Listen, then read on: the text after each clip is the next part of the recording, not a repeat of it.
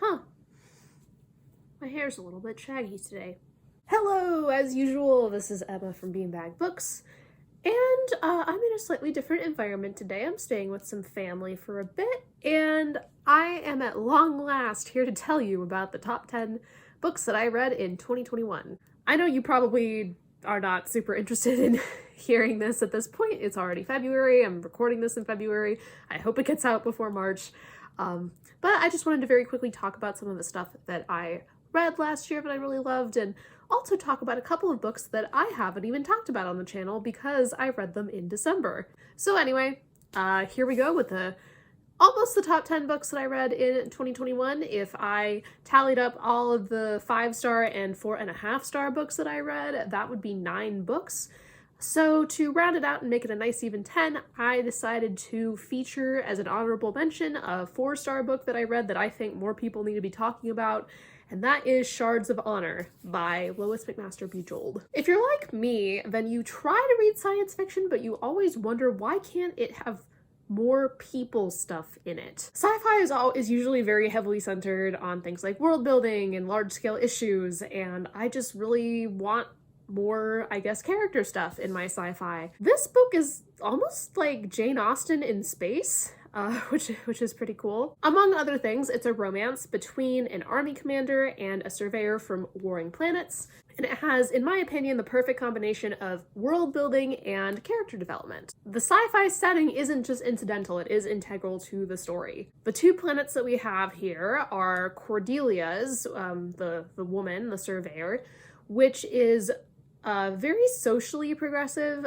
but kind of lacking in resources. It's not a very pretty place to live. And then the Eero Vorkosigan, who is the male half of this couple, also an openly bisexual male lead from a book written in 1985. That's pretty cool. His planet is bountiful and beautiful, but a lot more socially conservative and restrictive. These 2 characters are really great as individuals, and also as a couple. You get to see the whole first third of the book is them bonding as they're temporarily teaming up in order to find a way off of the planet that they're both fighting on, and they gradually learn to like each other and, of course, actually love each other. I will put out a bit of a sexual assault content warning for this one. There's nothing that's terribly graphic, but there is a situation involving that the main characters almost get caught up in, and so I'm just gonna put that out there for anybody for whom it's relevant. Also, this is a bit of an older book from the 80s, and while very progressive for that time, there is some occasional dated language, especially in regards to LGBTQ people. Although, as I said, the male lead is bisexual, which was extremely progressive for the time. But this is the first sci-fi novel that has actually made me excited to read more sci-fi, and that alone, I think, makes it deserve to be on the honorable mention section of this list. Okay, next up we have the 4.5-star tier. So I didn't really rank these, I just put them in tiers. So the next 5 books will be in the 4.5-star tier. So these were all books that were really, really good and just lacked a little bit of a something to get them up to 5 stars. And then the last 4 are going to be my 5-star reads for the year. So the first one I'm going to talk about in the 4.5-star tier, is Piranesi by Susanna Clarke, and I'm really mad because I have a copy of the book that I could hold up, but I don't have it with me, so I'm going to have to edit a picture of it in later. Dang. Susanna Clarke, as I've talked about before, absolutely amazes me because the first book she ever writes in her whole life, in her 40s, is this huge barbell of a book, Jonathan Strange and Mr. Norrell, and it captures the hearts of millions, wins a bunch of fantasy awards, and then she goes basically into retirement for 15 years due to health, and then comes back and writes this tiny little book that also captures the hearts of millions and wins a bunch of awards, including the Women's Prize for 2021. It is very slow to start, which is why it's not in my 5-star tier, but if you stick with it, you will realize how rewarding of a read it is. I really came to love Piranesi, the protagonist in this book. He's so innocent, but he's never annoyingly so. He loves the house, which is the structure that he lives in, this enormous, like, massive palace-like structure that has almost endless rooms with bunches of statues in them that seem as though they breathe. Piranesi is one of those books that will make you feel a lot smarter and a lot dumber after you finished it. It's not really based on the Narnia series, but there are a lot of references to it in many very subtle ways, especially its antagonist, who is a man who's trying to harness the power of the house for himself. And the title is actually a reference to an Italian artist from the 1700s who made woodcut drawings of endless pillared rooms and staircases, which he called the prisons. I would encourage you to look those up because it kind of helps me visualize the house. There's also some references to old film and philosophy, some theological ideas are in here as well. Piranesi writes in this really old-timey way. It takes a while to get used to, but as I said, stick with it. It will get better with time, and it's one of those books that the more you think about it, just the more you like it. Next up, we have Someone Who Will Love You in All Your Damaged Glory by Raphael Bob Waksberg. So if you know the name Raphael Bob Waksberg at all, it's probably because of BoJack Horseman, which is a TV show. It is the best show about anthropomorphic animals having sex with humans that you will ever watch. No, seriously, it's actually a really good show. This is Bob Waksberg's first book of short stories. In my opinion, he totally hit it out of the park.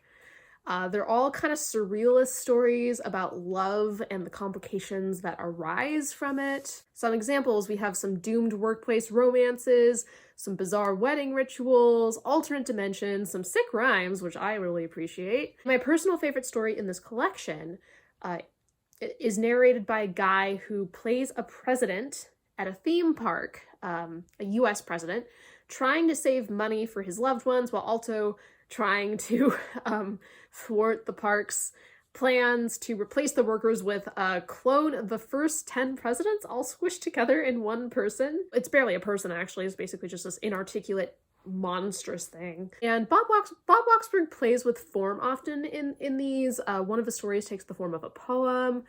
Another one takes the form of various taboo games that the protagonists play with each other. And so he's sometimes more successful at this than other times, but even his less successful stories are still really fun. Also, I listened to the audiobook for this. It's fabulous. It's one of the best audiobooks I've ever listened to. Bob Waksberg got a bunch of his famous Hollywood friends to read it, so almost all of these stories are read by professional actors, and Bob Waksberg reads a couple of them too. I'm honestly really glad that I started it when I was sick, because I actually was able to lie back and listen, and as I got better, I actually pretended to be sicker than I was so I could keep listening to it, so I could justify that to myself. Next up is another book that had a really, really great audiobook, and to be honest, had the audiobook not been so excellent, I don't know that this book would have made this list.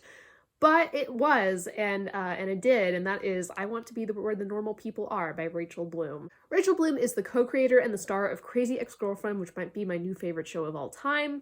She also co-wrote most of the songs, of which there are multiple per episode. And this is her memoir, which is kind of about growing up as a musical theater nerd, having OCD, and her eventual career in musical comedy, among some other things. And this essay collection is kind of like what I imagine the inside of Rachel Bloom's brain to be like, which is basically sex jokes, intelligent and nuanced observations on how gender and mental health shape human interaction, and then a few more sex jokes. If that sounds cool to you, I think that you would enjoy this book. As I said, the quality of the audiobook is just superb. Rachel Bloom reads it herself. Of course, she's a professional actress. She starred in Crazy Ex-Girlfriend. I don't even know if reading is the right word for what she does here because she's performing it. It's basically like a monologue. She also wrote a musical number for one of the chapters, and if you listen to the audiobook, you get to hear her sing it in multiple parts, and there's music in the background that I think she composed, and it's just wow, it's just incredible. I also really liked that she puts in these little asides that are very clearly specifically intended for the audiobook that were probably not in the original text, and I think that's a very cool meta way to acknowledge that the person is listening to an audiobook, so that was really cool. Next up on the 4.5-star tier list is The Eighth Life by Nino Harashvili.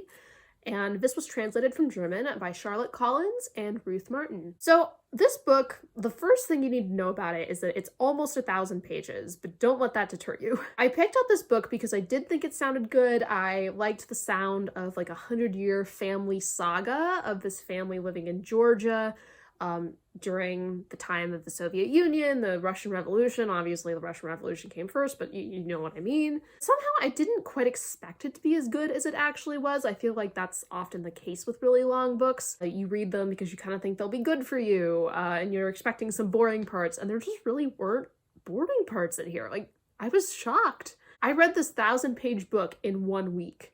1 week while I was in school. The best way to describe this, I think, is like a soap opera with a heart.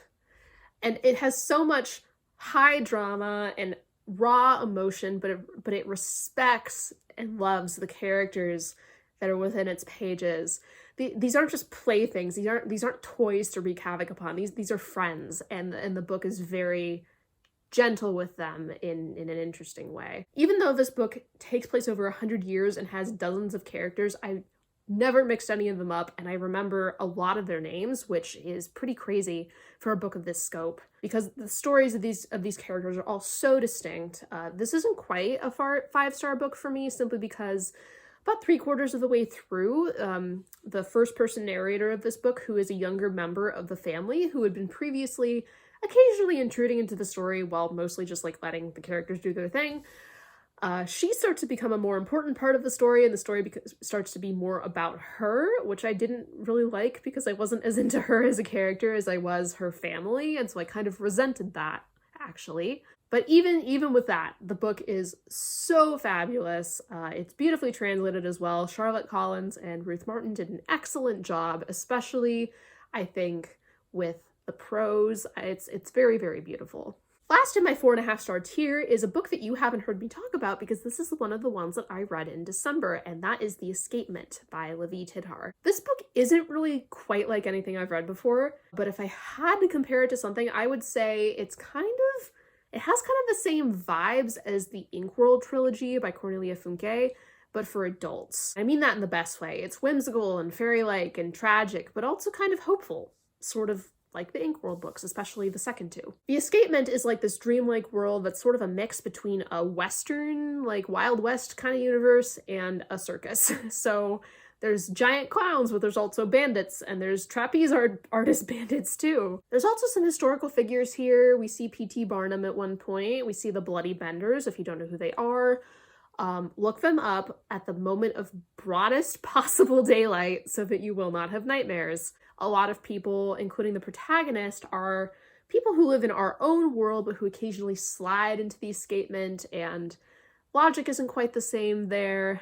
The protagonist is a man who's called in our world just the man, but in the escapement he's called the stranger. He goes through the escapement looking for a flower that can cure any sickness, and he's hoping to take it back to his son in our world who's very sick. We don't get to hear a whole lot about the other characters in this book. Some of them do have interesting backstories, but the real star of this book is The Escapement. This place just has everything. It has serial killers, it has conjurers, it has clocks going out of the ground. It's all here. It's written poetically and insightfully, and it's a very beautiful illustration of the complexity of human imagination. Okay, here we go.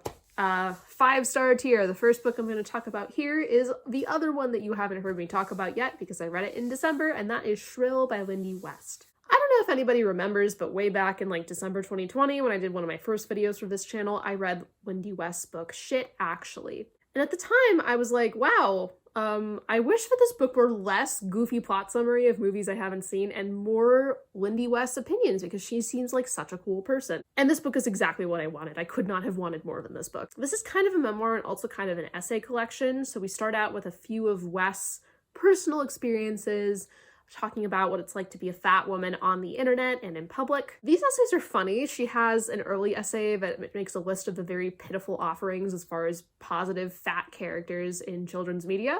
But the book gets even better once she starts tying these observations back to her own experiences as a comedian and as a person. She writes so clearly about her family that I feel like I know them. She writes about her dad, who passed away of cancer, who married 4 times, and how much optimism it took him to keep hoping that this next one would be the right one. And also how her dad wrote a song for his 4th wife, who happens to be Lindy West's mother, and how he called it "I Like You More Than Anyone I've Ever Loved Before."